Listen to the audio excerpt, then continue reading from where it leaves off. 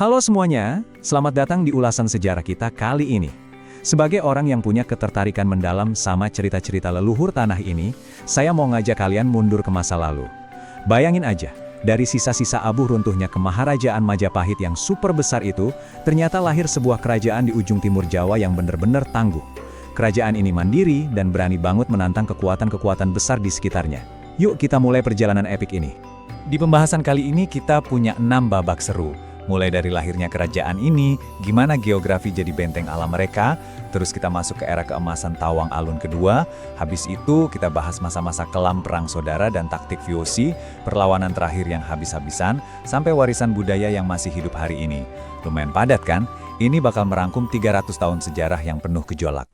Babak pertama, lahirnya Kerajaan Timur, bangkit dari Abu Majapahit. Nah, akhir abad ke-15 itu masa-masa kacau balau. Majapahit hancur karena pemberontakan dan perang saudara. Tapi, di ujung timur, Wangsa Kepakisan ini cerdik banget ambil kesempatan. Dimulai dari Mas Sembar, lalu tahun 1489, Bima Koncar mengukuhkan kekuasaan di Lumajang. Gak lama, tahun 1501, putranya yang bernama Menak Pentor memperluas wilayah kekuasaan mereka. Dari Lumajang di barat sampai Selat Bali di timur. Mereka nggak ikut terpuruk bareng Majapahit, tapi malah bikin negara sendiri yang makmur. Gila kan? Lanjut ke babak kedua, benteng alam dan budaya. Geografi sebagai pertahanan. Coba deh kalian bayangin letaknya. Blambangan ini dikelilingi laut lepas di utara, timur, dan selatan.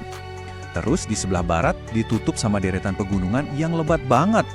Ini benar-benar benteng alam raksasa. Isolasi geografis ini justru jadi keuntungan absolut buat mereka. Ditambah lagi, mereka punya pelabuhan dagang yang super sibuk kayak Panarukan, Ulu Pangpang di Muncar, dan Puger. Saking kuatnya pertahanan alam ini, serangan dari Sultan Trenggana dari Demak tahun 1546 aja gagal total nembus masuk. Yang bikin makin menarik, Blambangan ini kayak main dua peran yang beda banget dalam urusan luar negeri. Di satu sisi, mereka harus pasang badan, bikin pertahanan militer yang super keras buat nahan ekspansi Kesultanan Mataram dari arah barat. Tapi di sisi lain, kalau kita lihat ke arah timur, menyeberangi selat, mereka ini bersahabat erat sama kerajaan-kerajaan Hindu di Bali.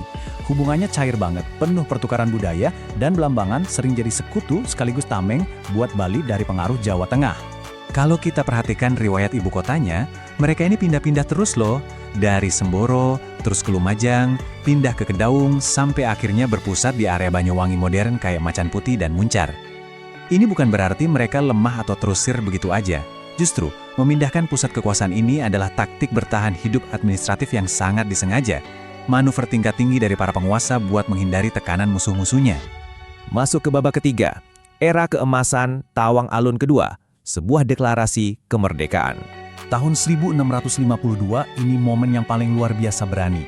Waktu itu Prabu Tawang Alun kedua datang ke pengadilan Mataram, berhadapan langsung dengan Sunan Amangkurat pertama. Dan tahu apa yang dia lakukan? Dia secara terang-terangan mendeklarasikan kemerdekaan kerajaannya. Pas pulang, dia langsung pakai gelar Susuhunan Macan Putih. Gelar ini semacam pesan tegas kalau dia itu sederajat sama penguasa Mataram. Langkah nekat ini justru bawa Blambangan ke masa kejayaan yang luar biasa makmur dengan pemerintahan yang terpusat kuat di Keraton Macan Putih. Babak keempat, perang saudara dan taktik VOC. Sayangnya, ada retak dari dalam. Gini ya, kerajaan sebesar apapun yang nggak bisa ditembus dari luar, seringnya hancur justru karena keributan di dalam rumah sendiri.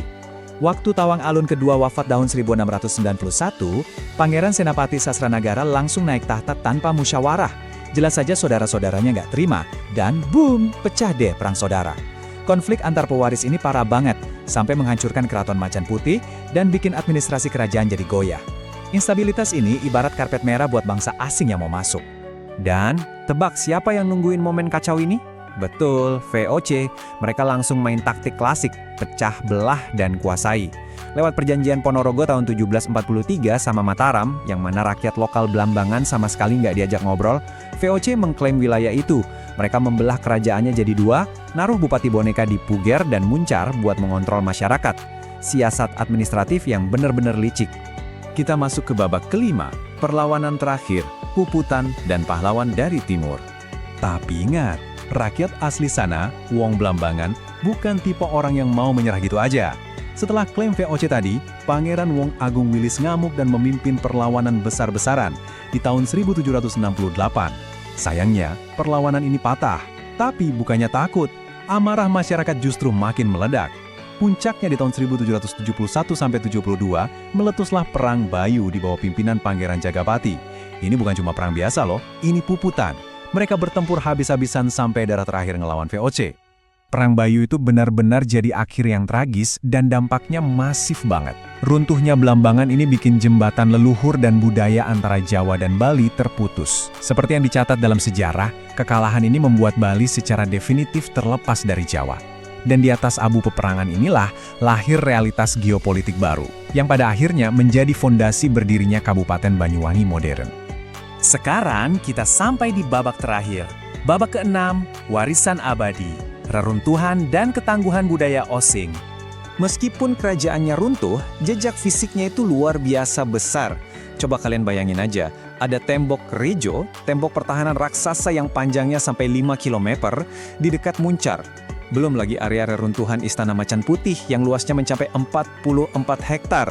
Terus, penemuan artefak keseharian kayak gerabah, guci, dan perhiasan itu ngebuktiin kalau Blambangan dulunya adalah rumah bagi para pengrajin ulung. Ini adalah masyarakat yang sangat makmur. Nah, selain bangunan fisik, ada satu warisan tak kasat mata yang masih hidup sampai detik ini. Bahasa Osing. Karena Blambangan terisolasi secara geografis dari Jawa Tengah selama ratusan tahun, bahasa mereka nggak menyerap budaya Mataram sepenuhnya. Bahasa Jawa Pertengahan yang mereka pakai berevolusi sendiri jadi bahasa Osing yang unik ini. Lewat bahasa dan tradisi inilah, roh para Wong Blambangan menolak mati meski sistem kerajaannya udah lama hancur.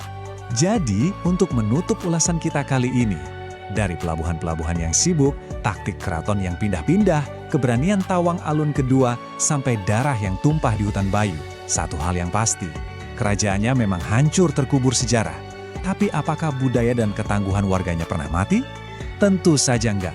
Mereka terus hidup dalam denyut nadi masyarakatnya hari ini. Teruslah penasaran sama sejarah, dan sampai jumpa di pembahasan kita berikutnya.